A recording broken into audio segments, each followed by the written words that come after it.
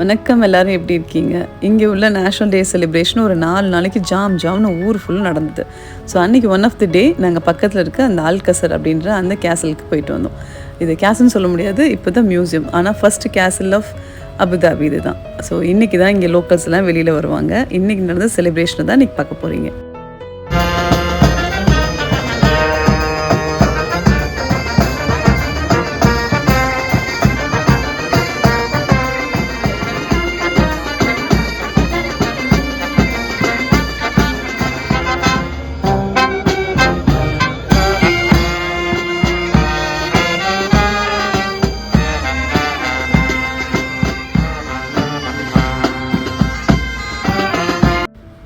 So இந்த music show மாத்திரம் இல்லாமல் சுற்றி அந்த ரெஸ்டாரண்ட்ஸ் அது எல்லாமே இருந்தால் கூட பக்கத்தில் கார்னிவல் மாதிரி ஒரு இடம் செட் பண்ணியிருந்தாங்க.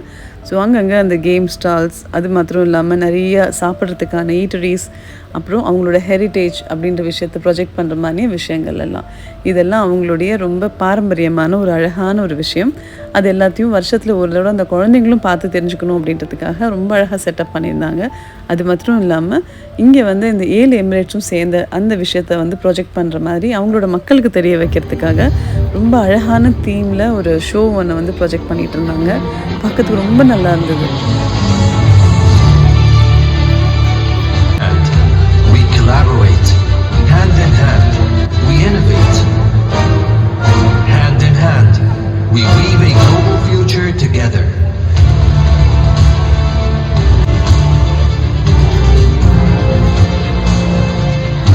ஸோ இந்த ப்ரோக்ராம்லாம் வாட்ச் பண்ணிவிட்டு பக்கத்துலேயே அபுதாபியோட கல்ச்சுரல் சென்டர் இருக்குது. லாஸ்ட் டைம் வந்தப்போ இந்த எக்ஸிபிஷன் பிளாக் பண்ணி வச்சுருந்தாங்க. ஏன்னா அப்போ ஒர்க் நடந்துட்டு இருந்தது, அதனால் பார்க்க முடியல. ஸோ இந்த தடவை மிஸ் பண்ணிடக்கூடாதுன்றதுக்காக உள்ளே நுழைஞ்சிட்டோம்.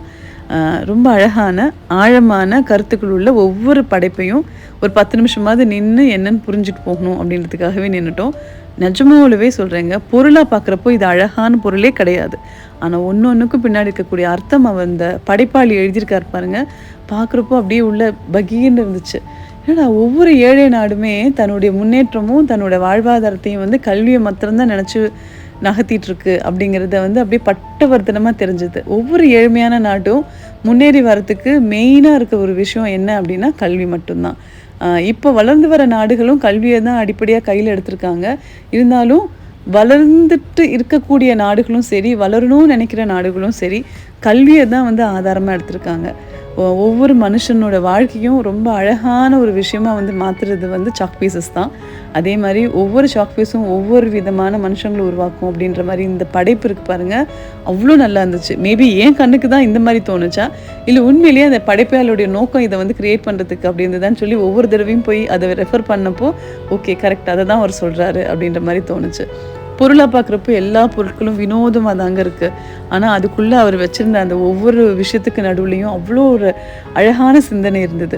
ஈவன் இந்த சைக்கிள், இந்த பாக்ஸஸ் பாருங்களேன், இதை பார்க்க வந்தப்போ ஒரு குட்டி பையன் சொன்னான் டூ மச் ஆஃப் டெலிவரி அப்படின்னு சொன்னான். எனக்கு பார்க்குறப்ப சிரிப்பாக இருந்தது. பட் இந்த விஷயந்தான் அவங்களோட வாழ்வோட ஆதாரமாக இருந்திருக்கு அப்படிங்கிறத அந்த படைப்பாளி காமிக்கிறப்போ ஆமாம், ஒவ்வொரு வளர்ந்து வர நாடுகளுக்கும் படிப்பு மாத்திரம்தான் செல்வம், அதை வச்சு தான் ஒவ்வொரு நாடும் முன்னேறிட்டுருக்கு அப்படிங்கிறத பட்டவர்த்தனமாக அழகாக காமிச்சிருந்தாங்க. அது மாத்திரம் இல்லாமல் அவங்க நாட்டினுடைய ஏழ்மை நிலையை ஏழ்மையாகவே பார்க்காம அதையும் கொண்டாடி இருக்காங்க.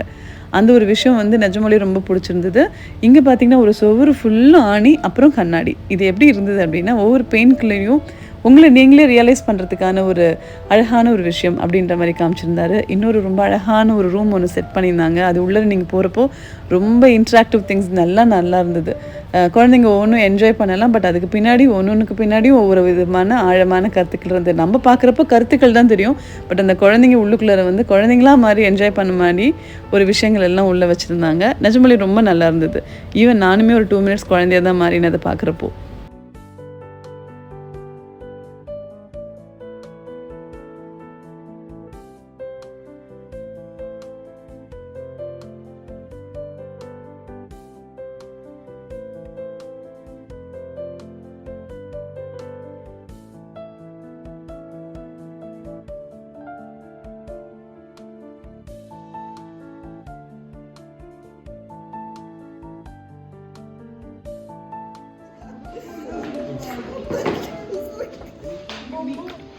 I don't want to be same.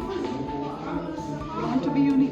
don't want to be seen. I want to be colorful.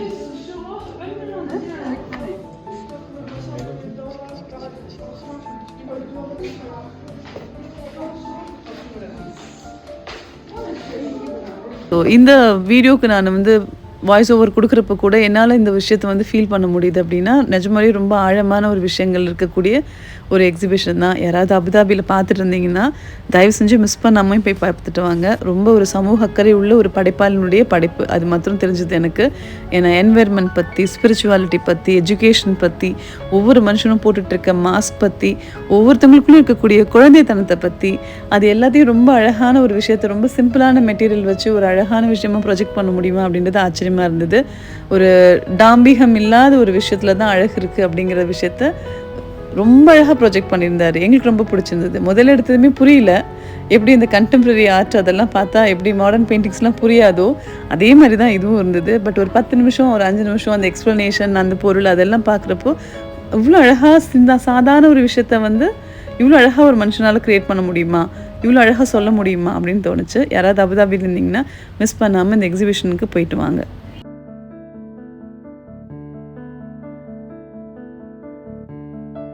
So இந்த எக்ஸிபிஷன் வந்து ஜான்வரி வரைக்கும் இருக்குது, ஜான்வரி 28 வரைக்கும் இருக்குது. தட் இஸ் 2024 ஜான்வரி வரைக்கும் இருக்குது. இவ்வளோ தூரம் பண்ணிவிட்டு இவ்வளோ அழகான விஷயத்த பண்ண இந்த ஆர்டிஸ்ட் பற்றி பேசாமல் இருந்தால் எப்படிங்க? இவர் பேர் பாஸ்கல் ஃப்ரம் காங்கோன்னு நினைக்கிறேன். இந்த எக்ஸிபிஷன் பார்த்துட்டு நான் காலரை தூக்கி விட்டுதாங்க சும்மா கெத்தாக வெளியில் வந்தேன். ஏன்னு கேட்குறீங்களா?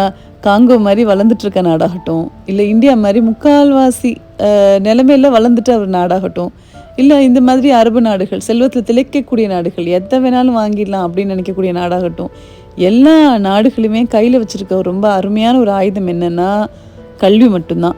தன்னுடைய குடிமக்கள் நல்லா படித்து நல்லா இருந்தால் மாத்திரம்தான் நம்மளுடைய நாட்டை முன்னேற்ற முடியும் அப்படிங்கிறதுல ரொம்ப தீர்க்கமாக இருக்காங்க.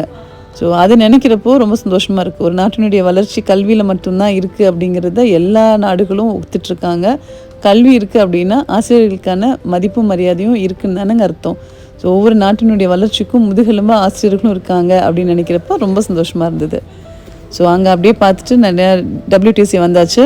இந்த ஊரை பாருங்களேன், ஒரு 4 நாள் கொண்டாட்டம்னா உச்சக்கட்ட கொண்டாட்டங்க. எல்லாத்துக்கும் ஆஃபர், எல்லாத்துலேயும் 50% ஆஃபர்.